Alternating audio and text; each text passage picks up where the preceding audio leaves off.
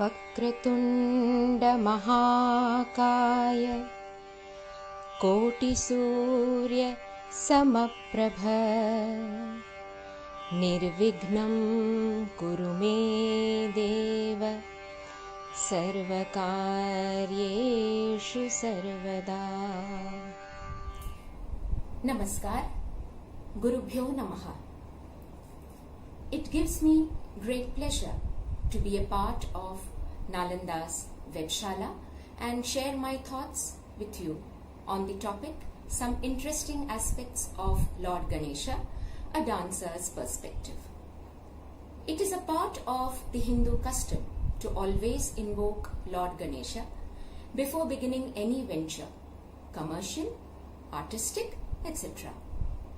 As artists, we cannot even think of beginning our performances without seeking the blessings of Lord Ganesha. Lord Ganesha is one of the most popular deities of the Hindu pantheon, loved and venerated by both children and adults. One of the reasons is definitely the unique, interesting physical form of the deity that leaves no room for the element of fear. Lord Ganesha is known by several names such as Ganapati, Gajanana, Gajadanta, Vakratunda, Vinayaka, Vigneshwara, Bhalachandra, Lambodara, Ekadanta, Heramba, etc. Who is Lord Ganesha or Ganapati? What is his origin? What is the origin of his form and worship? What are the various images of Ganapati and the characteristic features of these images? As dancers, these are some of the questions that are very important to us. So let me try to share some information with you that I have obtained in the course of my study. With regards to the origin of Lord Ganesha, there is a very popular story. Once, Shiva was out of the house and Parvati wanted to go for bathing. So in order to protect the house, she decided to make an image of a child from clay by some accounts, by some unguents from some other accounts, and still there are some other accounts which say by the dirt of her body. Well, whatever may be the medium, she prepared an image of a young boy and infused life into it. And she went for bathing. After some time, when Shiva returned, he saw a young boy guarding his house and obstructing him from entering into the house. Furious, he cut off the head of the young boy with the help of his Trishula. When Parvati returned, she was furious. So, in order to restore domestic peace, Shiva revived the young boy and substituted with the head of an elephant, and also granted a boon that he shall be worshipped first before the worship of any other deity. Now, this is the story that we find in the Puranas. But before this story, there is a reference to this deity in the Vedas in the form of Vinayaka. Vinayakas were Ganas. A particular Gana, Vignaraja, used to harass the people. Now this reference is found in the Vedas and the Brahmanas. The one who creates obstacles can only destroy these obstacles. So, Vignakara becomes Vignahara. According to Ramakrishna Gopal Bhandarkar, Ganapati was associated with the Vinayakas, who were very cruel by nature who used to harass the people, create obstacles, and they could be pacified only after worship. Of course, this opinion of the scholar is justified by the several names of Ganapati, such as Vigneshwara, Vignaraja, etc. Slowly, Ganapati was associated with Saraswati, and as such, the quality of buddhi or intelligence was attributed to him. He also acquired Shiva's Bhalachandra on his crown and the symbols of various other deities such as Pasha, Ankusha, etc. As the deity became popular and started gaining importance, slowly more Akhyanas, new Akhyanas, were included in the Puranas. And by the end of the medieval period, separate, complete Puranas were written on this deity, such as the Ganesha Purana, the Mudgala Purana, etc. We now come to the next question. What is the origin of Ganapati's form and worship? When we observe the form of Ganapati, we find that he is dwarf-sized, he has short legs, he has a protruding belly, a long elephant's trunk, a large temple of an elephant. The first three characteristic features, that is the dwarf size, the short legs and the protruding belly, they are the qualities of the Yaksha. Now, all Yakshas do not have the face of human beings. Some have the face of a bull, while others have the face of horses, elephants, etc. Near the Amaravati Stupa, there is a coping stone on which is engraved the face of a Yaksha similar to that of an elephant. According to Dr.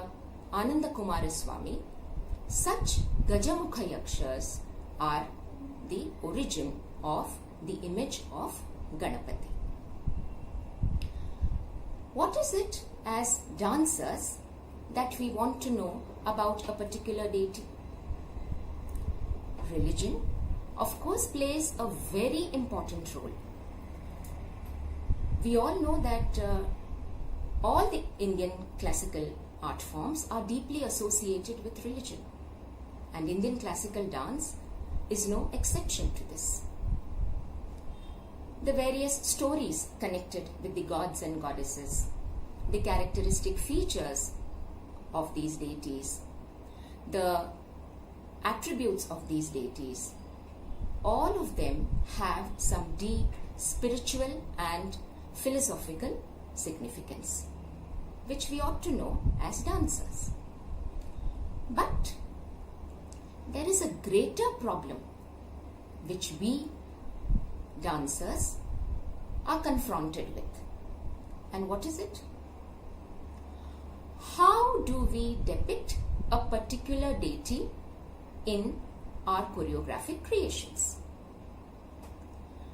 Now, there are certain traditional texts which lays down certain norms of depicting the gods and goddesses. And every dance style, every classical dance style follows a particular text. Of course, the Natya Shastra is followed by all the classical dance styles, but there are other texts, some of which are regional, some Sanskrit texts. For example, Bharatanatyam follows the Abhinaya Darpana. So, there are certain shlokas which are given in the Abhinaya Darpana that tell us how certain gods and goddesses have to be depicted. Since we are talking about Ganapati, let us see what the Abhinaya Darpanam has to say. The Sanskrit shloka goes as such. Urogatabhyam hastabhyam kapitho vighnaratkaraha, meaning one has to place the kapitha hands in front of the chest in order to depict Ganapati or Vigneshwara or Vignaraja. Now, the kapitha hands depict Pasha and Ankusha that is normally seen in the images of Ganapati. But are we as dancers satisfied with the depiction of Ganapati in this sole manner? Doesn't it seem insufficient, leaving us with a craving to find new but authentic, traditional means of depiction? This is when we will have to look into iconography and sometimes even painting, wherein the study of the images of deities can give us more insight into the characteristic features of a deity. But before we look into some interesting representations of Ganapati in iconography and painting, let us try to see how the image of Ganapati developed. There has been a gradual development in the image of Ganapati. In the Lakshana Granthas, Ganapati is described as having 4, 6, 10, 18, etc. arms. The 4-armed Ganapati is very popular. In the Bruhat Samhita, Ganapati is said to be holding a parashu, that is an axe, and a mulaka or hastidanta, that is radish, which is said in Marathi as mula. Now there are certain common characteristics which are found in the images from the Kushana to the Gupta period. The images of Ganapati were found as early as the Kushana period.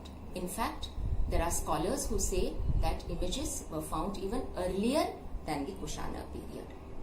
But let us see some common features that were found in the images between this period, Kushana to Gupta period.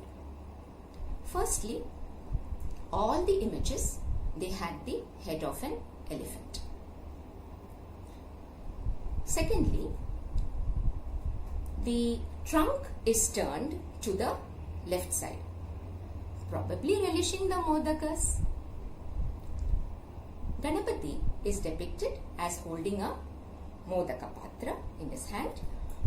Apart from parashu, mulaka, gajadanta, that is a tusk. He also wears a yajñopavita of a snake. But none of these images depict the waistband or the belt of the snake that we normally know him to be wearing. So that must have been a later development. Also, there are two interesting features. One of them is that the family of Ganapati is not depicted. And there is no depiction of the mouse or Mushaka. Instead, 2 small yakshas are depicted and one of them is shown holding a basket of laddus. During the post-Gupta period, the number of images increased. It was common to find seated as well as standing images of Ganapati with 2 or 4 hands, holding Pasha, Ankusha, Parashu, Modaka and Padma or lotus. The Ganesha Purana refers to 4 Ganapati images in the 4 yugas. The 4 yugas, that is the Satya or Krita Yuga, Treta Yuga, Dwapara Yuga and Kali Yuga. In the Satya Yuga or Krita Yuga, the image was called Vinayaka, having 10 hands, and the Vahana is a Simha or a lion. In the Treta Yuga, the image is Mayureshwara, having 6 hands, and the Vahana is a Mayura or a peacock. In the Dwapara Yuga, the image of Ganapati is worshipped as Gajanana having 4 hands, and the Vahana is a Mushaka or a mouse. And in the Kali Yuga, he is called as Dhumraketu having 2 hands, and the Vahana is a horse or Ashwa.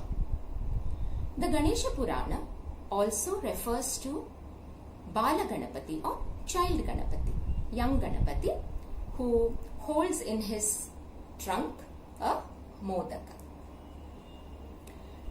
Let us now see some images of Ganapati. There are certain images of Ganapati and Devi. So these are certain combined images, and they are known as Shakti Ganesha. These are tantric forms, and let us try to know some images in this category. The first one that we will be looking into is called as Lakshmi Ganapati. The image of Lakshmi Ganapati is depicted with 4 or 8 hands holding Pasha, Ankusha, Purnaghata. Purnaghata, that is a pot filled with water and topped with mango leaves and a coconut, which is generally used in Hindu rites and is depicted in iconography. Then Padma, Danta, Danta Bija, that is a pomegranate, Abhaya, and one hand embraces Lakshmi, who is seated on his left lap. Beside the feet of Lakshmi Ganapati, their respective Vahanas can be seen, that is the elephant and the mouse. And this image is found in the Konark Sun Temple. The next image in this category is that of Uchishta Ganapati. The image of Uchishta Ganapati is depicted with 4 hands holding Pasha, Ankusha, Ikshudanda, that is sugarcane, and the 4th hand is in Yoni Sparsha Hasta, that is touching the private parts of naked Devi, who is sitting on his lap. The Devi is Vigneshwari. One can clearly see the tantric influence here. The image of Uchishta Ganapati is found in the Gangaikonda Cholapuram temple in Tamil Nadu. The next image in the category of Shakti Ganesha is Mahaganapati. Mahaganapati is shown having 10 hands holding Pasha, Ankusha, Padma, Dantabija, Purnaghata, Ikshudanda, Shali, that is paddy, and a broken tusk. Shakti is seated on his lap holding a lotus, Padma. Let us see one last image in this category of Shakti Ganesha, and that is Urdhva Ganapati.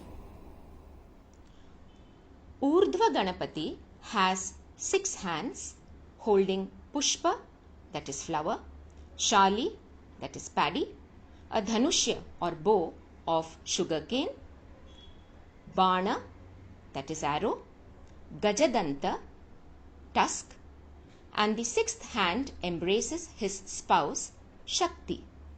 There are other popular forms of Ganapati. Let us take a look at a few of these.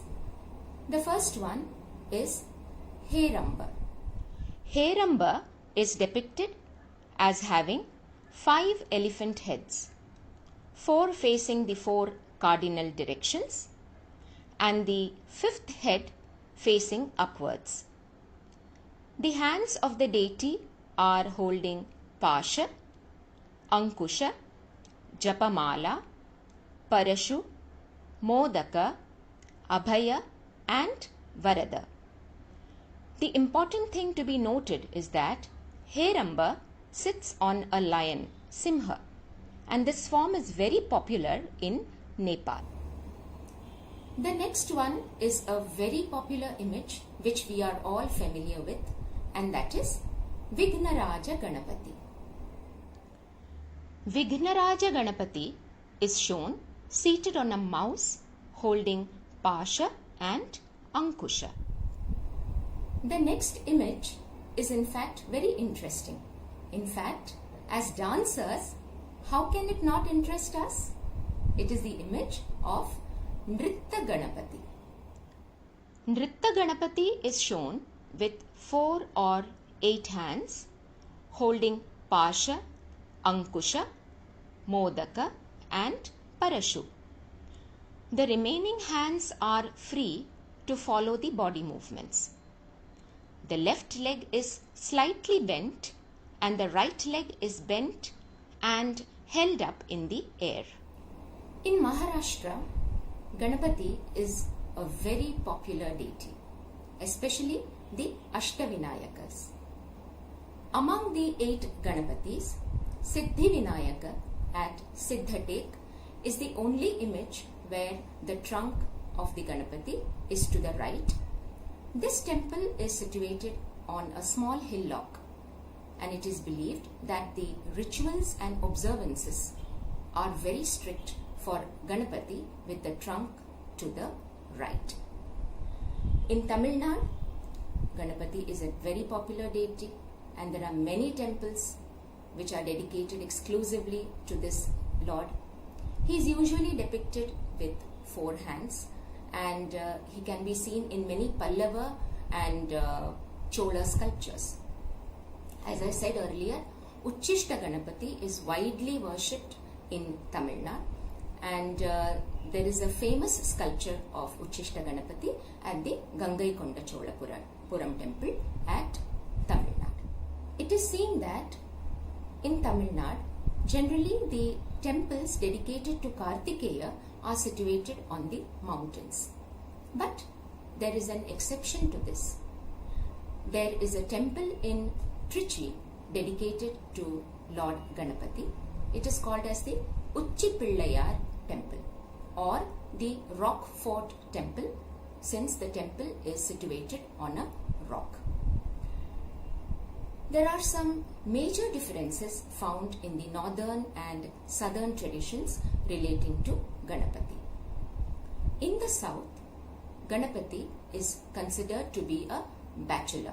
He is not married, whereas according to the northern tradition, he is married and he has 2 wives, Riddhi and Siddhi, or Riddhi and Buddhi, representing the spiritual and the intellectual aspects respectively. In the southern tradition, Ganapati is the elder brother of Kartikeya or Murugan, whereas in the northern tradition, Ganapati is the younger brother.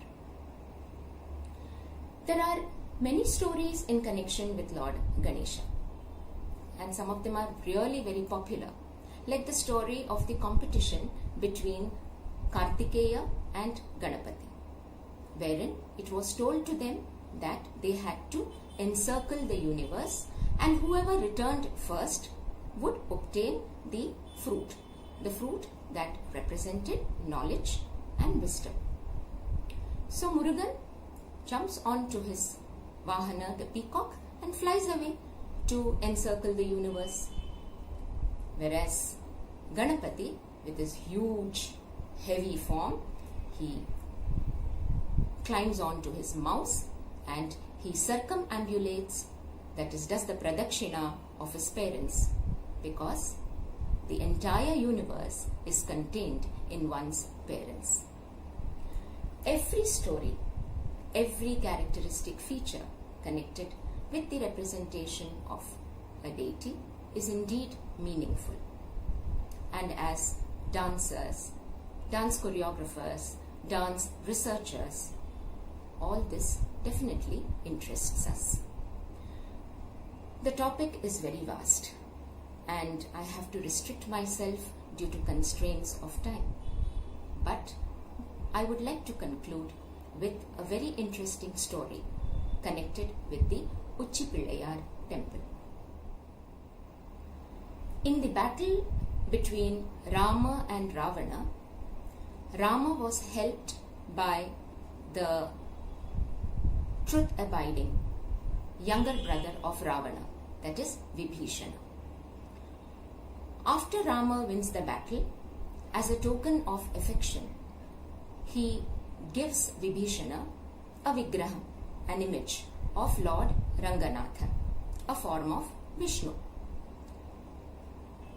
Now, although Vibhishana helped Rama, Rama was in favor of Vibhishana. Vibhishana was an asura, and the Devas did not like, they were not in favor of the supreme form of Lord Vishnu being handed over to an asura who would be taking it with him to his land, Lanka. So the Devas, in order to solve this problem, approached Vinayaka. Vinayaka readily agreed to help them. So when Vibhishana was taking this image of Lord Ranganatha, he passed by Trichy. So on the banks, when he reached the banks of the river Kaveri, he decided to take a bath and perform his daily rituals. But he was perplexed. There was a big problem in front of him. What was he to do with the image? He could not keep it on the ground, because once kept, it would remain there permanently. So as he was looking around for a solution, he spotted a young cowherd boy. Now, this cowherd boy was none other than Ganapati or Vinayaka.